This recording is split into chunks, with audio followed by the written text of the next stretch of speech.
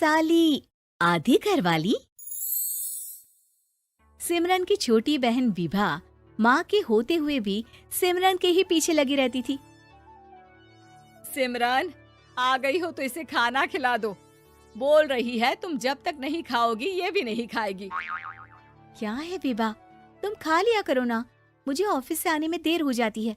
और कोई छोटी बच्ची तो हो नहीं तुम जो खाना भी नहीं खाती हो कि दीदी आएगी तो ही खाऊंगी। हाँ हाँ, छोटी बच्ची ही समझ लो। और एक बात, जब आपको पता है कि मैं आपके बिना नहीं खाती हूँ तो रोज रोज क्यों बोलती हो? अरे क्या है ये, दोनों बहनें कम माँ बेटी ज्यादा लगती हो। अरे दीदी की शादी हो जाएगी तब क्या करेगी बोल? जब होगी तब की तब देखेंगे। मैं तो दीदी के साथ ही रहूंगी हमेशा। दोनों की शादी ऐसे घर में कर देंगे जहाँ दो भाई हो। खैर, मामला आया गया हो जाता है। एक दिन सिमरन के पापा जब घर आते हैं, तुम लोगों के लिए अच्छी खबर है। वर्मा जी है ना मेरे दोस्त, उन्होंने सिमरन बेटी के लिए रिश्ता बताया है। बहुत अच्छा लड़का है, सिमरन को भी पसंद कर लिया है और कल वो लोग आ रहे हैं सिमरन को देखने अपने घर। सिद्धांत अपने माता पिता के साथ सिमरन को देखने आता है। उसे सिमरन अच्छी लगती है और शादी तय हो जाती है। सिद्धांत की माँ कहती है, अब तो हम लोग ले जाएंगे जल्द ही अपनी सिमरन को यहाँ से। अरे हाँ हाँ, क्यों नहीं, आपकी ही है अब तो हमारी बेटी। दूर खड़ी विभा सब सुन रही होती है। अब तो दीदी की शादी हो जाएगी, फिर तो वो चली जाएंगी। दीदी के बिना मैं कैसे रहूंगी? कुछ न कुछ तो करना ही होगा जिससे दीदी की शादी ही ना हो। सभी के जाने के बाद क्या शादी के बाद दीदी हम लोगों के साथ नहीं रहेंगी? अरे नहीं तो फिर क्यों रहेगी, शादी हो जाएगी तो अपने घर चली जाएगी ना। तो मैं भी जाऊंगी उनके साथ, मेरा भी सामान पैक कर देना। अरे कैसे बात कर रही हो विभा, दीदी के ससुराल छोटी बहन नहीं जाती। हाँ, कभी कभी जाकर मिलाना और रोज फोन पर भी बात कर लेना, ठीक है? नहीं पापा, आप तो जानते हैं मैं दीदी के बिना खाना भी नहीं खाती, ना ही मुझे उनके बिना नींद आती है। सिमरन बहन की बात सुनकर इमोशनल हो जाती है। अगले दिन से विभा खाना खाना छोड़ देती है। लोगों के लाख समझाने के बाद भी विभा ना खाती है ना ही सोती है। अंत में हार मानकर सिमरन सिद्धांत से मिलती है। सिद्धांत, मेरे मम्मी पापा ने बचपन से ही विभा और मुझे साथ रखा। वो मुझसे बहुत जुड़ी है। मुझे उसकी टेंशन रहेगी शादी के बाद, क्योंकि वो मेरे बिना नहीं रह सकती है। अरे ये तो छोटी सी बात है, वो हम लोगों के साथ हमारे घर में रह सकती है। जब उसकी अकल आ जाएगी या वो समझ जाएगी कि तुम्हारा घर वो नहीं बल्कि ये है, तो हम उसे घर छोड़ आएंगे, ठीक है? सिमरन खुश हो जाती है क्योंकि वो यही चाहती थी। वो माँ पिता से बात कर लेती है। अरे कैसी बात कर रही हो सिमरन, भला बेटी के ससुराल में हम छोटी बहन को कैसे भेज दे? जमाना क्या कहेगा? अरे तू पागल हो गया है, मना कर दे। इस शादी में इन लोगों का तो ये चलता ही रहेगा। कभी बहन यहाँ आ रही है, कभी वो बहन के पास जा रही है। अरे शादी हो रही है, कोई मजाक थोड़ी ना हो रहा है ना बाबा ना। माँ कैसी बात कर रही हो? सिमरन से मैं जुड़ाव महसूस कर रहा हूँ और इतनी सी बात के लिए इतनी अच्छी लड़की को कैसे छोड़ सकता हूँ? सिद्धांत की भी जिद होती है कि वो सिर्फ सिमरन से ही शादी करेगा, और होता भी वैसा ही है। सिद्धांत और सिमरन की शादी हो जाती है और दहेज में आ जाती है विभा। शादी के बाद बुआ सास कहती है,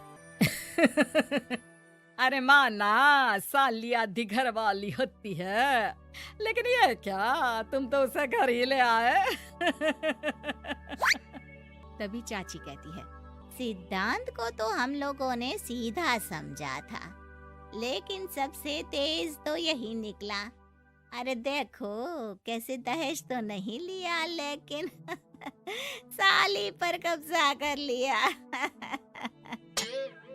सिद्धांत ने इस और तो सोचा ही नहीं था, लोग उन लोगों के बारे में ऐसी भी बात करेंगे। वो वहाँ से चला जाता है और चुपचाप अपने कमरे में लेट जाता है। क्या हुआ सिद्धांत, तुम अचानक से परेशान हो गए, कोई बात है क्या? अरे नहीं नहीं, वो थक गया था ना, शादी की सारी तैयारी और रस्मों के बीच, सोच रहा हूँ थोड़ा आराम कर लूं। हाँ ठीक है, आप लेट जाइए, मैं विभा का बेड लगा देती हूँ जमीन पर। क्या? वो यहाँ सोएगी? हाँ, बताया तो था कि उसे नींद नहीं आती मेरे बिना। तो तुम आराम से लेटो ऊपर, हम लोग नीचे बिछा लेते हैं। अरे नहीं नहीं, तुम दोनों आराम से लेटो ऊपर, मैं माँ पापा के रूम में जा रहा हूँ। सिद्धांत वहाँ से दूसरे कमरे में चला जाता है, जहाँ सिद्धांत के पिता उससे कहते हैं, क्या बात है बेटा, तू उस कमरे में क्यों नहीं सो रहा? बहू से लड़ाई हो गई है क्या शादी के पहले दिन ही? अब नहीं पापा, वो दोनों बहनों को बात करनी थी और मुझे नींद आ रही है, तो मैं यहाँ सोने चला आया। अगले दिन सिद्धांत तैयार होकर ऑफिस जाता है। ऑफिस में लंच के वक्त दोस्त कहता है, क्या बात है सिद्धांत, इतना सारा खाना एक ही दिन में? हाँ यार, वो सिमरन को खाना बनाने का शौक है तो उसी ने बनाया है। यार हम लोगों की तो सिर्फ एक ही बीवी है, इसकी तो दो है ना। सिद्धांत को गुस्सा आ जाता है। कैसी बात कर रहा है तू? अरे तू तो भाग्यशाली है जो बीवी के साथ साथ साली भी आ गई। अरे साली लोगों की तो आधी घरवाली होती है, तुझे तो पूरी की पूरी मिल गई। सिद्धांत का पारा अब 7वें आसमान में पहुंच जाता है। वो खड़ा होकर उस लड़के से लड़ने लगता है। हाँ, मेरी शादी में मेरी बीवी के साथ मेरी साली भी आई है, ये सच है, लेकिन सिर्फ कुछ समय के लिए, क्योंकि उसने सिमरन को बचपन से ही माँ की तरह देखा और यूं अचानक वो सिमरन से अलग नहीं रह सकती थी। इसलिए सोचो, अगर मेरी बीवी उसके लिए माँ का स्थान रखती है तो मेरा दर्जा क्या हुआ? तभी वहाँ बॉस आ जाता है। माफ करना सिद्धांत, यहाँ इस मेंटल लेवल के लोग हैं, जरूरी नहीं साली सिर्फ आधी घरवाली ही हो, कभी वो छोटी बहन तो कभी बेटी भी होती है। वेल डन सिद्धांत। सिद्धांत को अब ऑफिस में कोई कुछ नहीं कहता, लेकिन आस पड़ोस का वो तो वही हाल रहता है। सिद्धांत ऑफिस से घर की ओर आ रहा होता है कि रास्ते में उसे अपनी कॉलोनी का दोस्त मिल जाता है। क्या बात है, चेहरे की चमक बता रही है, शादी से बड़ा खुश है तू, क्यों? हाँ यार, अच्छी लड़की और अच्छा परिवार मिलना कहाँ होता है जल्दी आजकल। यार हमें भी दिला देना ऐसा परिवार जहाँ एक के साथ एक फ्री की स्कीम चल रही हो। सिद्धांत को फिर गुस्सा आ जाता है। वो दोस्त को मारने के लिए हाथ उठाता ही है कि वहाँ विभा आ जाती है। अरे जीजू, रहने दीजिए ना, ये लोग नहीं समझेंगे कि इंसानियत क्या होती है। ये सच है कि दीदी से कैसे दूर रहना, ये मुझे पता नहीं था। आपने मुझे दीदी के पास रहने का मौका देकर ये समझने का मौका दिया कि लड़की का असली घर उसका ससुराल होता है।